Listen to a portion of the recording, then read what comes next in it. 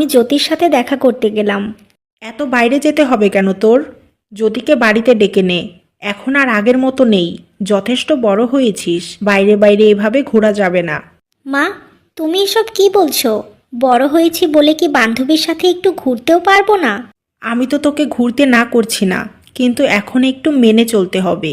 মা, আমি তোমাদের সব কথা শুনবো, কিন্তু জ্যোতির সাথে গল্প করা বা দেখা করাই না করলে আমি কিছুতেই শুনবো না। আমি এখন আসি, আমার দেরি হয়ে যাচ্ছে।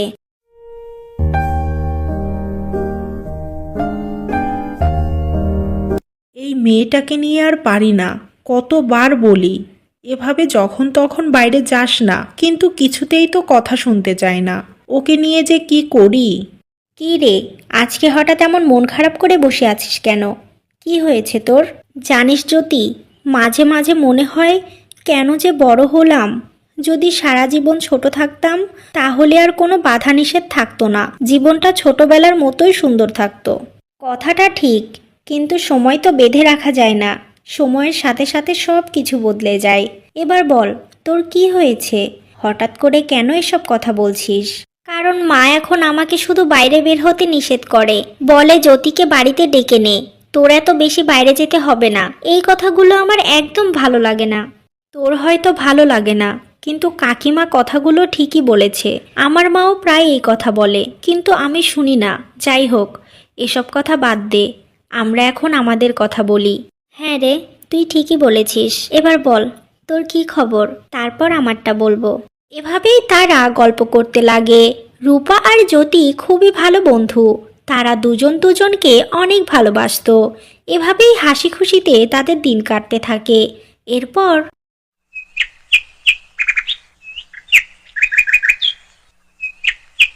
রূপা, তোর কি হলো? তাড়াতাড়ি চল, ছেলেপক্ষ কখন থেকে বসে আছে। মা, একটু তো সময় লাগবেই। এইটুকু সময়ও যদি অপেক্ষা না করতে পারে তাহলে চলে যাক না। রূপা শোন, এখানে যেমন ব্যবহার করছিস কর, কিন্তু ওখানে গিয়ে যেন এমন ব্যবহার করিস না। আর তোকে তো আমি শাড়ি পরতে বলেছিলাম, পরিসনি কেন? আমার শাড়ি পরতে ইচ্ছা করছে না, তাই এই ড্রেসটা পরলাম। যদি নিয়ে যাও তো চলো, না হলে যেতে হবে না। তোকে নিয়ে আর পারি না, সব কিছুতেই শুধু ঝামেলা পাকানো। চল, তোকে শাড়ি পরতে হবে না।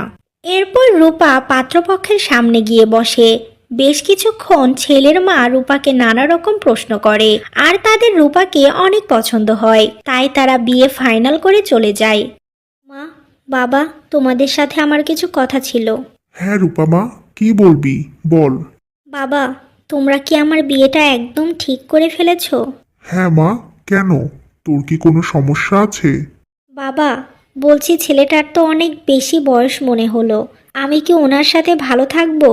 আমি জানি আমার মেয়ে এটাই বলবে, কিন্তু কি জানিস তো মা, শুধু বয়স দেখলেই হয় না, ছেলেটা কেমন কি করে এগুলোও দেখতে হয়। আর আমরা অবশ্যই চাই আমাদের মেয়ের ভালো হোক, তাই তোর জন্য এই ছেলেকেই বেছে নিয়েছি, কারণ ছেলেটা খুব ভালো, তোকে খুব ভালো রাখবে।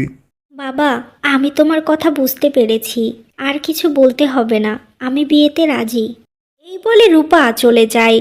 এরপর কিছুদিনের মধ্যেই আকাশ নামের ছেলের সাথে রূপার বিয়ে হয়ে যায়, আর সে শ্বশুরবাড়িতে বেশ ভালোভাবেই সংসার করতে থাকে।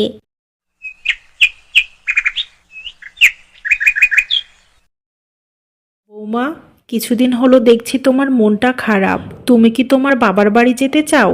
না মা, আমার মন খারাপ না, আসলে আমার শরীরটা বেশি ভালো নেই, তাই এমন মনে হচ্ছে।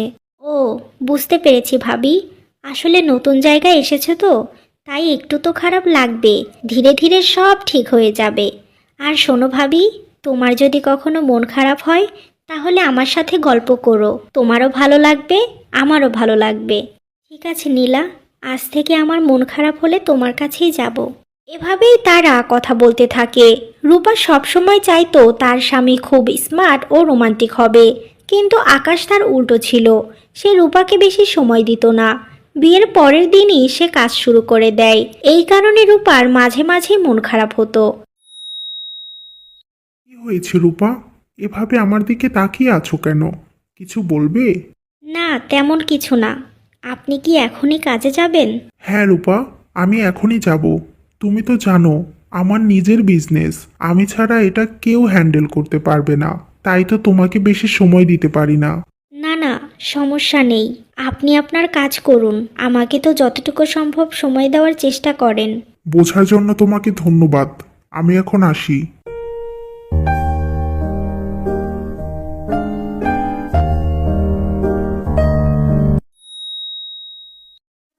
ভাইয়া কি কাজে চলে গেছে? হ্যাঁ নীলা, একটু আগেই চলে গেল। কেন, কি হয়েছে? বলছি তুমি একটু আমার ঘরে আসো না, তোমার সাথে কিছু কথা ছিল। আচ্ছা, তুমি যাও, আমি একটু পরেই আসছি। এরপর নীলা চলে যায়। বেশ কিছুক্ষণ পর রূপার হাতের কাজ শেষ হলে সে তার ননদের ঘরে যায়। নীলা, কি বলবে তুমি? এবার বলো। কিভাবে যে বলবো বুঝতে পারছি না। আসলে ভাবি, এই কথাটা আমি কাউকেই বলতে সাহস পাচ্ছিলাম না, তাই ভাবলাম তোমাকেই বলি। নীলা, তুমিই তো বলেছ যে আমরা দুজন বন্ধুর মতো একে অপরের সমস্ত কথা দুজন দুজনকে শেয়ার করব। তাহলে আজ কেন সংকোচ করছো? তুমি নির্দ্বিধায় বলো। ভাবি, আমি একটা ছেলেকে ভালোবাসি, আর ও আমাকে অনেক ভালোবাসে। আমরা বিয়ে করতে চাই, কিন্তু এটা কি করে হবে? আমার ভাইয়া তো এসব মেনেই নেবে না। কেন মেনে নিবে না নীলা? তোমরা দুজন যদি চাও তাহলে অবশ্যই বিয়ে হবে। কিন্তু ভাবি, রাহুল বেকার, কোনো কাজ করে না, ওদের পরিবারের অবস্থাও তেমন ভালো না। শোনো নীলা, টাকা পয়সা, চাকরি, ধন সম্পদ এসব দিয়ে কিচ্ছু হয় না যদি ভালোবাসা না থাকে। একটা কথা মনে রেখো, টাকা পয়সা যতই থাক, যদি স্বামীর ভালোবাসাটাই না থাকে তাহলে জীবনটাই শেষ। তাই তোমরা দুজন ঠিক থাকো, বাকিটা আমি দেখে নেব। তুমি কি সবাইকে রাজি করাতে পারবে? দেখি চেষ্টা করে। অবশ্যই পারবো, কিন্তু তার আগে রাহুলের সাথে আমার দেখা করতে হবে, কথা বলতে হবে, তারপর যা করার করব। এভাবেই তারা কথা বলতে থাকে। বেশ কিছুদিন পর রূপা রাহুলের সাথে দেখা করে নানা রকম কথা বলে, আর রাহুলকে রূপার খুব ভালো লাগে। এরপর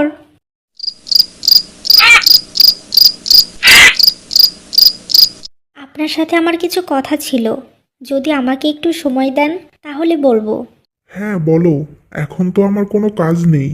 বলছি, নীলা একজনকে ভালোবাসে, ছেলেটার নাম রাহুল। আমি ছেলেটার সাথে কথা বলেছি, ছেলেটাও খুব ভালো, ওদের দুজনকে বেশ মানাবে। ওরা দুজন দুজনকে বিয়ে করতে চায়। নীলা কোনো ছেলের সাথে প্রেমে জড়িয়েছে? আবার সেটা তোমাকে বলেও দিয়েছে? হ্যাঁ, আমাকে বলেছে, আর আমাকে বলে তো কোনো ভুল করেনি। আপনি এমন অবাক হচ্ছেন কেন? ছেলেটার বাড়ি কোথায়? ওর বংশ পরিচয় কি? আর ওদের কতদিনকার সম্পর্ক? কতদিনকার সম্পর্ক সেটা জানি না, কিন্তু ছেলেটা খুব ভালো। সে এখন বেকার, কিন্তু চাকরির জন্য চেষ্টা করছে। কি, ছেলেটা বেকার? এই বেকার ছেলের সাথে নীলা সম্পর্ক গড়েছে, আবার তুমি ওদের দুজনকে এক করতে চাইছো? তুমি জানো যে কি বলছো তুমি? আমি সব বুঝে শুনেই বলছি। আর রাহুল নীলাকে বিয়ে করতে চাই, কিন্তু সাহস করে আপনাদের বলতে পারছে না। শোনো রূপা, আমি আমার বোনকে কোনো বেকার ছেলের সাথে বিয়ে দেব না। তাই তুমি নীলাকে ওই ছেলের কাছ থেকে দূরে থাকতে বলো, আর নিজেও এসব ভুলে যাও, না হলে কিন্তু বিষয়টা খুব খারাপ হবে। আপনি এমন করে বলছেন কেন? আমার কথাটা তো শোনেন। চুপ, আমি তোমার আর একটা কথাও শুনবো না। এসো, ঘুমাবো এখন।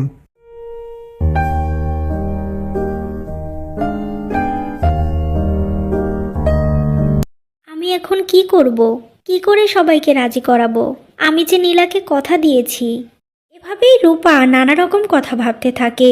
পরের দিন সকালবেলা রূপা তার শাশুড়িকে নীলার বিষয়ে সবকিছু বলে। তার শাশুড়িও বেকার ছেলের সাথে বিয়ে দিতে রাজি হয় না। এমন করেই বেশ কিছুদিন কেটে যায়। এরপর, নীলা, আমি তো কাউকে রাজি করাতে পারছি না, এবার কি করব? ভাবি, এতে তুমি কষ্ট পেও না। আমি জানতাম আমার ভাইয়া মা কেউ রাজি হবে না, কারণ ওরা কোনো বেকার ছেলেকে পছন্দই করে না। ভাইয়া ভাবে টাকা না থাকলে ভালোবাসাও থাকে না, সবার জীবনে টাকাই সব। তোমার ভাইয়ার এই ভুল একদিন ভাঙবে, আর তোমাদের দুজনের বিয়েও হবে। আমি এবার অন্যভাবে চেষ্টা করব। আমি তোমাদের মিল করেই ছাড়ব। এরপর কিছুদিনের মধ্যেই রূপা তার এক বন্ধুর সাথে কথা বলে রাহুলের চাকরির ব্যবস্থা করে দেয়। এই কথা শুনে নীলা অনেক খুশি হয়। ভাবি, তুমি এই কাজটা কি করে করলে? আমি তো বিশ্বাসই করতে পারছি না। আমি আর কি করলাম, রাহুল নিজের যোগ্যতায় চাকরিটা পেয়েছে, আমি শুধু মাধ্যম ছিলাম। এটাই অনেক ভাবি। আজ আর আমার রাহুল বেকার নেই। এখন হয়তো আমরা দুজন সারা জীবনের জন্য এক হতে পারবো, তাই না? হ্যাঁ নীলা, এখন আর কোনো বাধা নেই। এবার তোমরা দুজন এক হতে পারবে। এরপর রূপা তার স্বামী আর শাশুড়িকে সমস্ত কথা খুলে বলে। সবকিছু শোনার পর আকাশ রাহুলের বিষয়ে খোঁজ খবর নিয়ে বিয়েতে রাজি হয়ে যায়। এরপর কিছুদিনের মধ্যেই রাহুল আর নীলার ধুমধাম করে বিয়ে হয়ে যায়, আর নীলা শ্বশুর বাড়িতে রাহুলের সাথে সংসার করতে লাগে।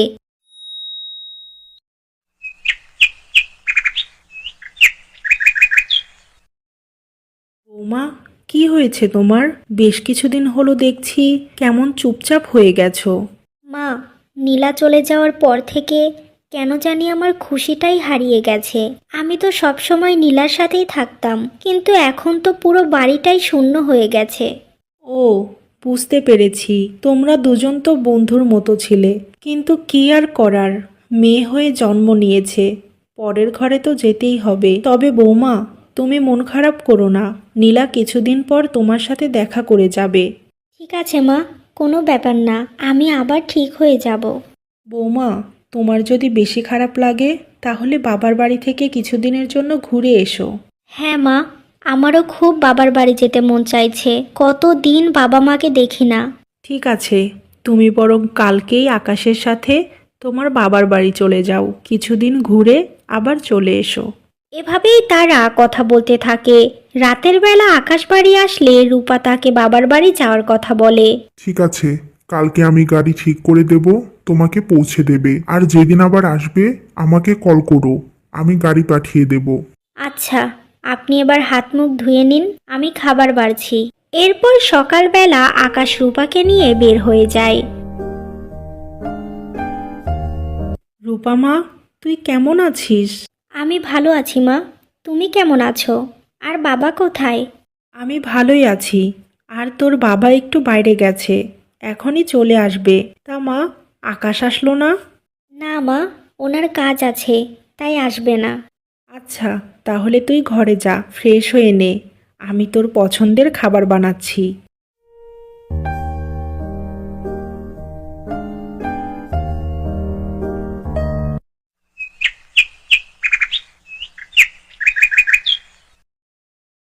কাকিমা, শুনলাম রূপা এসেছে। ও কোথায়? কতদিন দেখা হয় না। রূপা ঘরেই আছে, তুমি যাও। এরপর জ্যোতি রূপার কাছে যায়, আর তারা গল্প করতে লাগে।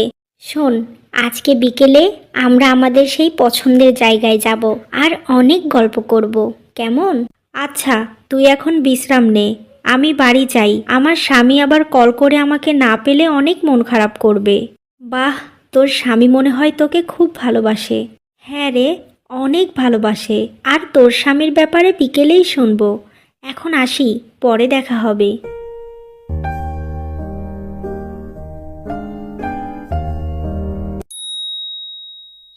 তা বল রূপা, তোর কি খবর?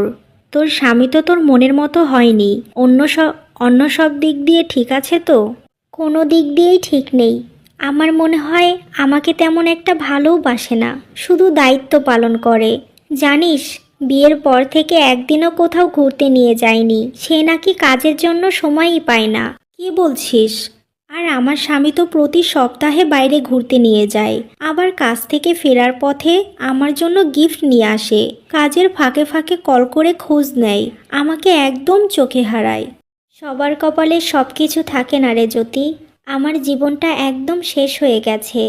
জানিস, আমার একটা ননদ আছে, সে খুব ভালো, ওর সাথেই আমার দিন কাটতো, কিন্তু ওরও বিয়ে হয়ে গেছে। আমার আর ও বাড়িতে একদম ভালো লাগে না রে, কি করব এখন? শোন রূপা, যদি সত্যিই ভালো না লাগে তাহলে সেখানে তুই কি করে থাকবি?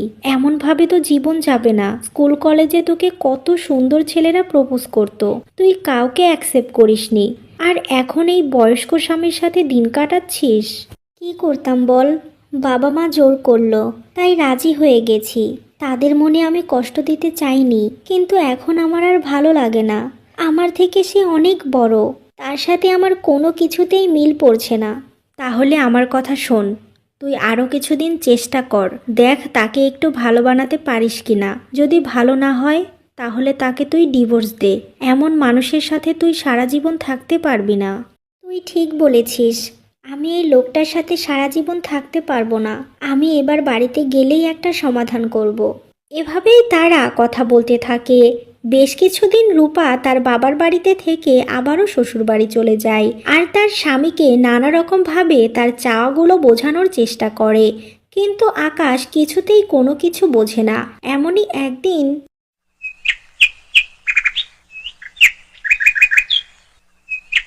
আপনার কাছে একটু সময় চেয়ে নিচ্ছি, দয়া করে আজকে কাজে যাবেন না, আর কোনোদিনও আপনার কাছে সময় চাইবো না। রূপা, এভাবে বলছো কেন তুমি? তুমি যদি চাও তো আমি আজকে কাজে যাব না। আমার কাছে তুমি যা চাইবে তা অবশ্যই পাবে। সব সময় চেয়ে কিছু নিতে কিন্তু ভালো লাগে না, কিছু কিছু সময় নিজে থেকেও দিতে হয়। যাই হোক, এসব কথা বলে আর লাভ নেই। আসলে আমি আপনার অনেকগুলো দিন নষ্ট করেছি, তার জন্য আমি খুব দুঃখিত। আমি আর আপনার সাথে থাকতে চাই না। আপনি আমার থেকে বয়সে অনেক বড়, তাই হয়তো আপনি আমার চাওগুলো বুঝতে পারেন না। আপনি আপনার মনের মতো কাউকে জীবনসঙ্গী বানিয়ে নিন। তুমি এসব কি বলছো রূপা? আমাকে তুমি ছেড়ে চলে যাবে শুধু বয়স বেশি এই জন্য? শুধু একটা কারণ না, অনেকগুলো কারণ আছে। আমি আর এসব নিয়ে কথা বলতে চাই না। আপনি আমাকে মুক্ত করে দিন। আমার জীবনটা বন্দী হয়ে আছে এখানে। ও, তার মানে তুমি মুক্তি চাও? ঠিক আছে, কোনো ব্যাপার না, মুক্তি দিয়ে দেব, কিন্তু যাওয়ার আগে কিছু কথা শুনে যাও। আমার বাবা অনেক ছোটবেলাতেই মারা যায়। মা আমাকে অনেক কষ্ট করে বড় করেছে। গরিব হলে, টাকা না থাকলে কত কি যে সহ্য করতে হয় তা আমার থেকে ভালো আর কেউ জানে না। একটু বড় হওয়ার পরেই সফলতার পিছনে ছুটেছিলাম, সফলও হয়েছি, কিন্তু বয়স অনেকটাই বেড়ে গেছে, কিন্তু মন তো আগের মতোই আছে, তাই তোমাকে বিয়ে করেছিলাম। তার মানে আপনারা আগে অনেক গরিব ছিলেন? আপনি ছোট থেকে এত কষ্ট করেছেন? কথাগুলো শুনে কতটুকু বুঝতে পারছো জানি না, কিন্তু অনেক অনেক কষ্ট করে এখানে দাঁড়িয়ে আছি। কিন্তু জানো রূপা, এখান থেকে আমি আর সেই কষ্টের জায়গা ফিরে যেতে চাই না, তাই অনেক পরিশ্রম করি আমি।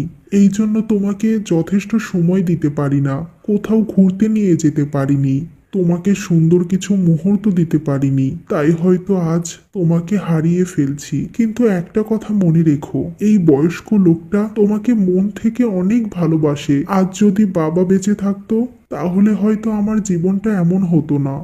আপনাকে আর কিছুই বলতে হবে না। আমি এই বয়স্ক লোকটার বউ হয়ে সারা জীবন থাকবো। কোথাও যাব না আপনাকে ছেড়ে। শুধু আপনি আমাকে একটু সময় দিয়েন, তাতেই আমি অনেক খুশি থাকবো। সত্যি বলছো রূপা? তুমি আমাকে ছেড়ে চলে যাবে না তো? না, আমি আপনাকে ছেড়ে কোথাও যাব না। আজকের পর থেকে আপনার প্রতি ভালোবাসা আমার 1000 গুণ বেড়ে গেল। আপনাকে ছেড়ে যাওয়ার কথা আমি আর কখনো মুখেও আনবো না। আমিও আপনাকে খুব ভালোবাসি। এভাবেই তাদের মিল হয়ে যায়। এরপর থেকে আকাশ রূপাকে যথেষ্ট সময় দেওয়ার চেষ্টা করত এবং রূপা তার স্বামী ও শাশুড়িকে নিয়ে অনেক সুখে শান্তিতে সংসার করতে লাগে।